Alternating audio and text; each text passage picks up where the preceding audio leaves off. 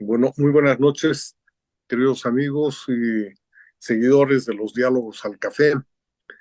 Como es habitual, estamos retomando la actividad después del corto verano de fin de año y esta vez lo hacemos con una presentación muy esperada por nosotros, por lo menos, porque ya conocíamos los antecedentes de una investigación que ha realizado Mauricio Blanco Cosío, investigador del INESAD, que tiene ahora residencia en Cochabamba.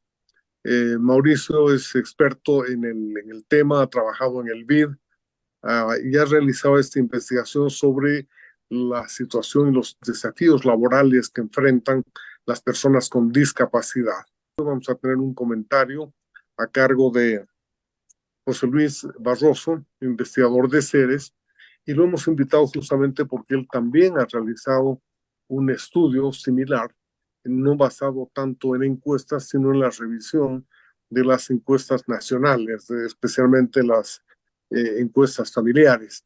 Entonces creo que vamos a tener dos visiones complementarias eh, que nos van a ayudar a entender mejor una problemática que es extraordinariamente importante para el país y para demostrarnos cuál es el grado de desarrollo que estamos llevando a cabo, que es el que el que se marca justamente en cómo tratamos y cómo trata la economía, cómo trata la sociedad a personas que tienen desafíos mayores que el resto de los bolivianos, ¿no? José Luis, si tienes, quisiera pedirte que trates de concentrar tu presentación a unos 10 o 15 minutos máximo, ¿ya? Ok, Adelante, José Luis Barroso. listo. Buenas noches a todos. Muchas gracias. Soy José Luis Barroso y primero quiero felicitar a Mauricio, ¿no? Por la excelente exposición tan detallada de datos e información que nos ha hecho. Ha sido muy clarificante para visibilizar esta problemática. Sí, yo más que hacer críticas o comentarios al trabajo, voy a tratar de complementar con información y datos también desde la experiencia que yo he desarrollado. He hecho dos investigaciones sobre discapacidad en Bolivia, una a nivel Cochabamba y otra a nivel nacional. Y también he sido consultor de intermediación laboral en Fe y Alegría y justamente he visto al grupo de personas con discapacidad. He trabajado con un centro que se llama Alfrepa, que da apoyo, ¿no? a personas con discapacidad y ahora están trabajando bastante el tema de emprendimiento. Bien, esta problemática de la discriminación hacia las personas con discapacidad no solo es de ahora, ¿no? Data de muchos años atrás, inclusive si nos remontamos, por ejemplo, a la edad antigua y vemos solamente dos casos, el de Grecia y el de Roma, podemos ver que la discriminación ya se da desde entonces. Por ejemplo, en Grecia, ¿no? Las personas con discapacidad eran tratadas en algunos casos muy discriminatoriamente, inclusive se llegaba a casos extremos de desprecio y eliminación, ¿no? En ese caso, por ejemplo, se distingue en Grecia dos ciudades claves que son, por un lado, Esparta y por el otro está Atenas, ¿no? En Atenas se les daba una relación más religiosa a las personas con discapacidad porque se consideraba que estas deformidades venían relacionadas a seres mitológicos, ¿no? Entonces se les daba un trato un tanto más humano en Atenas, pero en cambio en Esparta se los discriminaba totalmente hasta el punto de eliminárselos, ¿no? Entonces los ancianos eran los que seleccionaban o detectaban las anomalías de los niños y ellos decidían si se eliminaba o no, o finalmente los abandonaban en cuevas a su suerte, ¿no? O también eran arrojados por acantilados. Ya en Roma, ¿no? Hay una ley de 12 tablas donde se les da a los padres todo el poder sobre los hijos. Inclusive los padres podían decidir si eliminaban a sus hijos, ¿no es cierto? En ese caso, los discapacitados también fueron tratados con mucha discriminación, ¿no? De la misma forma se los llegaba a eliminar, pero en este caso, en el caso de Roma, se da inicio a lo que es la mendigación, ¿no? Se veía a los discapacitados como mendigos. Y varios de los padres también, como tenían la potestad sobre sus hijos, han aprovechado esa situación para lucrar con ellos.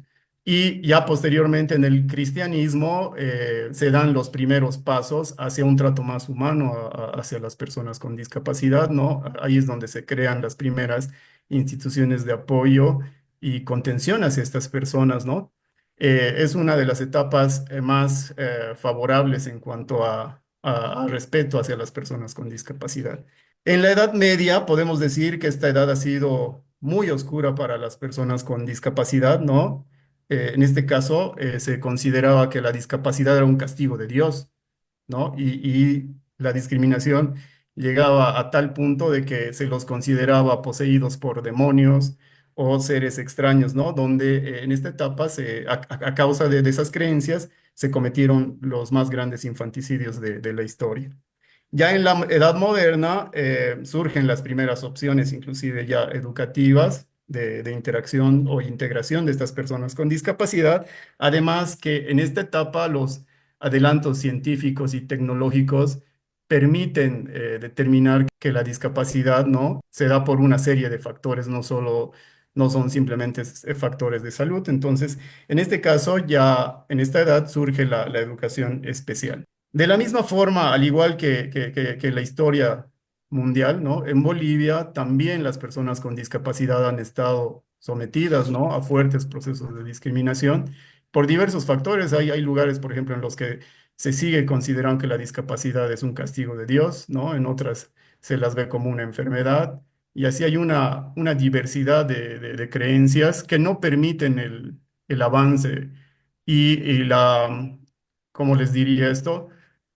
La inclusión de estas personas en los distintos, en las distintas esferas de la sociedad, y una de ellas es el mercado de trabajo, ¿no? Y lamentablemente en Bolivia, ¿no? Hay una fuerte contradicción en este sentido porque tenemos las leyes más hermosas, inclusive Rolando Villena, el 2012-2014, se jactaba de que Bolivia es un referente en cuanto a leyes de inclusión laboral de personas con discapacidad. Y ahí discrepo un poquito con Mauricio, ¿no? Que él indica que en 2017, con la ley 377, si no me equivoco, 977, ¿no? Se da esta priorización de contratación hacia las personas con discapacidad. Discrepo un poco con eso porque ya antes de eso, el 2012, hay una ley, ¿no? Que es la ley 233, que ya abre cancha para las personas con discapacidad y el trato igualitario que deben tener en el mercado de trabajo. Como les decía, Bolivia tiene aproximadamente 13 leyes, aquí tengo anotado, tiene 13 leyes, 12 decretos y una infinidad de resoluciones administrativas para incorporar a estas personas. Y creo más bien que esta ley 977 surge como presión más que todo, ¿no? Esa es una ley más que se ha hecho, si bien ha tenido buenos avances en cuanto a apoyo económico hacia las personas con discapacidad, pero la integración al mercado de trabajo en igualdad de condiciones no se ha dado, no ha tenido ningún efecto, no ha habido ningún avance prácticamente en ese sentido, porque tanto las empresas del sector privado como las del sector público no priorizan la contratación de personas con discapacidad. Y eso lo hemos evidenciado el 2018, cuando hicimos una investigación a nivel nacional. Yo vengo trabajando este tema de la discapacidad desde el 2015. Ahí previamente en el foro regional hicimos unas consultas sobre preguntas, bueno, con preguntas sobre discapacidad. Y vimos, por ejemplo, que en Cochabamba el 21% de las personas declaran tener un miembro, al menos un miembro con discapacidad dentro de su hogar. Es altísimo el porcentaje, ¿no? Y la discapacidad que más prevalece en Bolivia, en Cochabamba, perdón, son las discapacidades de extremidades inferiores, ¿no? Que alcanza más o menos el 10%. Y la otra es la discapacidad auditiva, que llega al 6% más o menos. Entonces, y a nivel nacional, la discapacidad que más llega a la población o representa mayor proporción de la población es la discapacidad visual. Tal vez es por eso que no se le da tanta importancia, ¿no? No quiero justificar tampoco en ese sentido, pero las personas, de acuerdo a las encuestas de hogar y todo, declaran que una mayor proporción de discapacidad es por este problema visual que tienen. Entonces, tal vez una de las causas por las cuales no se le da atención es esa, ¿no? Una persona con discapacidad visual puede desarrollar sus actividades normalmente, al igual que una persona sin ninguna discapacidad, ¿no? La situación se complica cuando las personas tienen discapacidades, por ejemplo, de extremidades inferiores, de mutilación de brazos, ¿no? O discapacidad mental, ¿no? Es ahí donde realmente estas personas no tienen ninguna oportunidad, como les decía. Y a esto también se suma que existe todavía una mentalidad muy proteccionista por parte de la sociedad hacia estas personas. En una encuesta del foro, ¿no? En esta misma encuesta que les mencionaba, aproximadamente el 49% de la población de Cochabamba creía que estas personas no deben trabajar y que se las debe cuidar. Y el 51% decía que sí deben trabajar en las mismas condiciones, en igualdad de condiciones. Pero es alto, ¿no? 49 es casi la mitad de la población que sigue creyendo que a estas personas hay que protegerlas, hay que cuidarlas, ¿no? Entonces hay también ese dato. Ya entrando en el trabajo que les mencioné que hice el 2018 con este experimento, yo he enviado currículums, he respondido a todos los clasificados en las tres principales ciudades, en Cochabamba, La Paz y Santa Cruz. Y ahí he ido seleccionando, por ejemplo, avisos de trabajo que estaban relacionados a trabajos sencillos de oficina, sobre todo, y he ido enviando currículums en pares, una persona con discapacidad y otra sin discapacidad. Eran iguales en todo, estaban aptos para el puesto que se solicitaba, ¿no? Y la única diferencia es que una era con discapacidad y la otra sin discapacidad. Y adivinen qué, las personas con discapacidad han tenido cero respuestas, porque en la carta de presentación yo ponía, soy una persona con discapacidad de extremidades inferiores, pero eso no impide que desarrolle mis trabajos, ¿no? Y ha habido cero respuestas, mientras que las otras sin discapacidad han tenido una tasa de respuesta relativamente alta, ¿no? Que más o menos está por el promedio nacional, 15%, aunque no es tan alta tampoco, si vemos. Pero las personas con discapacidad prácticamente no tenían ninguna tasa de respuesta. Entonces, indagando un poco más sobre eso y curioseando con algunas personas que trabajan en empresas, me decían que, por ejemplo, una de las principales barreras es la infraestructura, ¿no? Que había que adaptar. Para contratar a una persona, previamente tu infraestructura debe estar adaptada. Por ejemplo, las gradas deben tener eh, en vez de gradas hay que tener unos pisos rectos, ¿no? Lo mismo, en vez de un escritorio hay que darle otra oficina, más espacio para la silla de ruedas, etcétera, etcétera. Entonces, ahí uno de los problemas que se identificaba era la infraestructura. Y dos, las cargas, ¿no? Las cargas que implicaban en cuanto a las sanciones que les podían llegar. Entonces, y otra era que las personas con discapacidad todavía no son tan independientes, siempre van acompañados de una persona. Y esto está muy ligado también a lo que es la infraestructura. Si habría la infraestructura adecuada, yo creo que estas personas tendrían más oportunidades, pero eso es costoso para las empresas, implica presupuesto, ¿no? Es como readaptar todo tu espacio de trabajo y adecuarlo hacia una persona con discapacidad. En ese sentido, yo había propuesto en aquella vez crear incentivos en la misma línea de Mauricio, pero en este caso yo me iba más por incentivos tributarios e incentivos que vayan a servir de marketing más o menos a las empresas, ¿no? Primero, los incentivos tributarios consistían en que si tú adaptabas tu infraestructura para contratar una persona o contratabas una persona con discapacidad, podrías acceder a descuentos en los impuestos que pagaba la empresa, ¿no es cierto? Pero eso ya implicaba una modificación de la ley, implicaba más trabajo.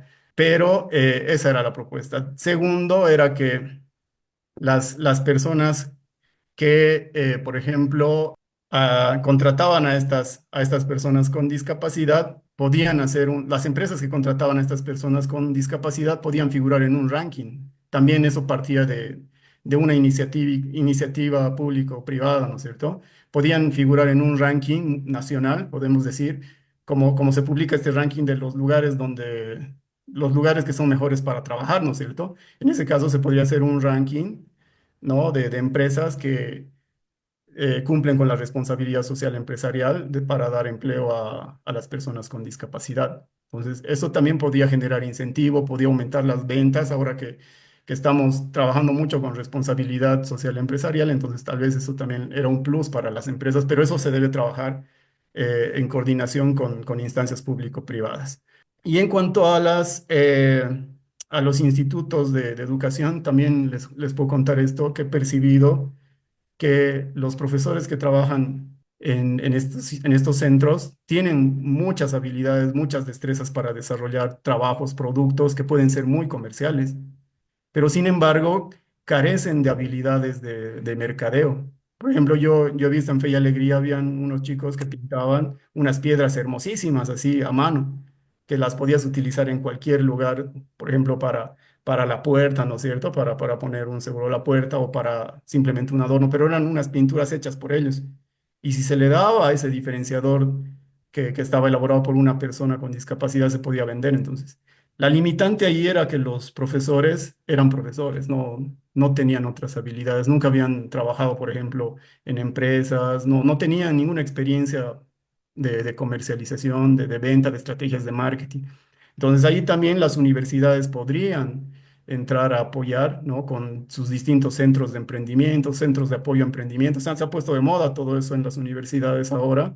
Entonces sería interesante también que estas puedan aportar, ¿no? Para mejorar las condiciones de estas personas que, como hemos visto, no tienen ninguna oportunidad de insertarse en el mercado de trabajo. Y es por eso que tal vez recurren a estas marchas, a estas huelgas para lograr sus objetivos y mejorar sus condiciones de vida, ¿no? Eso les diría. Muchas Gracias.